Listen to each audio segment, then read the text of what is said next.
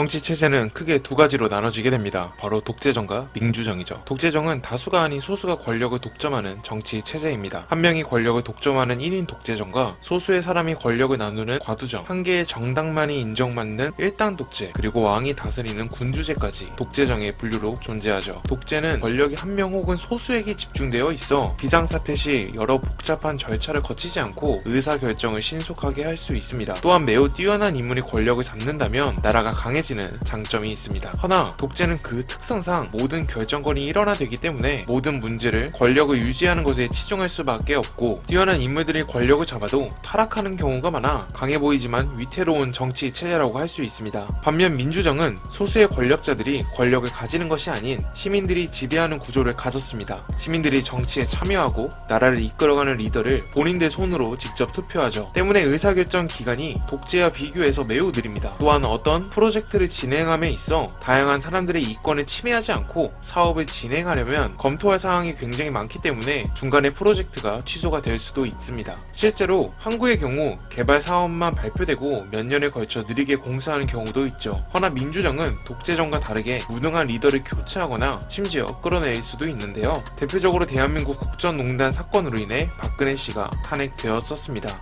이렇듯 독재정과 민주정은 각 장점과 단점이 확실하게 존재하는 정치 체제입니다. 독재는 소수가 권력을 가지고 있고 민주는 다수가 권력을 갖고 있죠. 생각해보면 서로 양립할 수 없는 정치 체제지만 현대시대에는 민주주의면서 독재 체제를 갖고 있는 나라들이 존재한다고 합니다. 이들 나라들은 표면상 민주주의지만 현실은 독재를 하고 있는 나라들이죠. 언론을 탄압해 국민들의 눈과 귀를 가리고 선동과 선전으로 자기 권력을 공고히 하려고 하는 이 나라들에 대해서 한번 알아보겠습니다.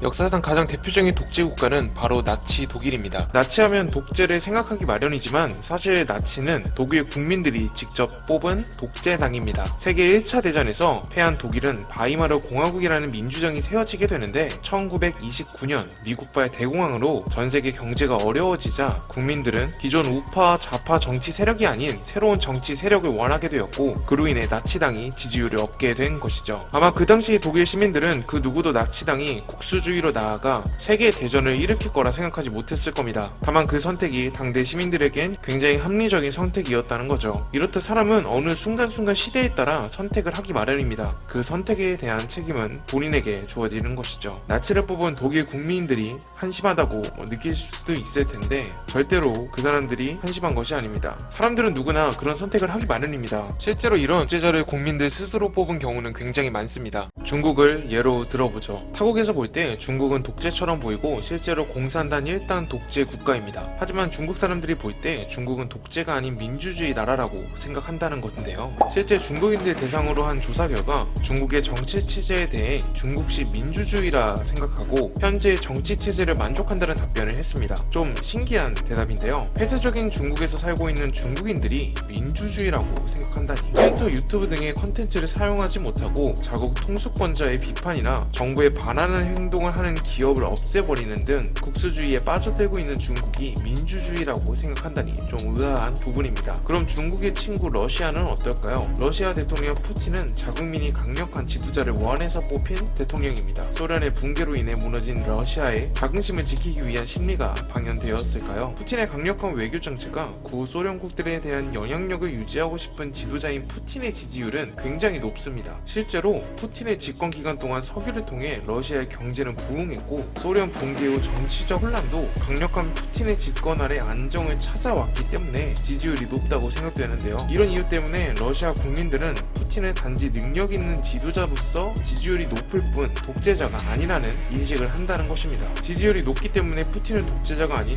일반적인 민주주의 나라에서 자기들이 뽑은 대통령이라 생각한다는 것이죠.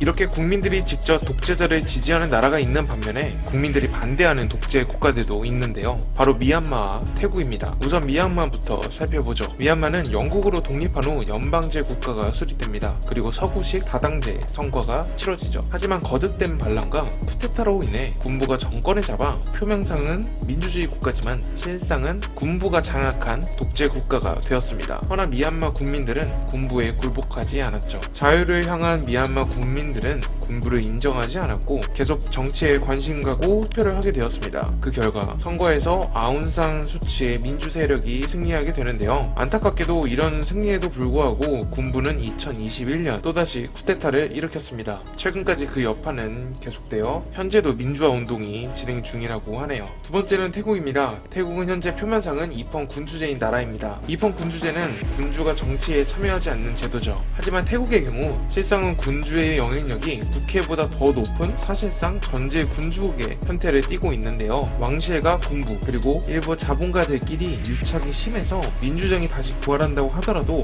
계속 군부 주도의 쿠데타가 일어난다고 합니다.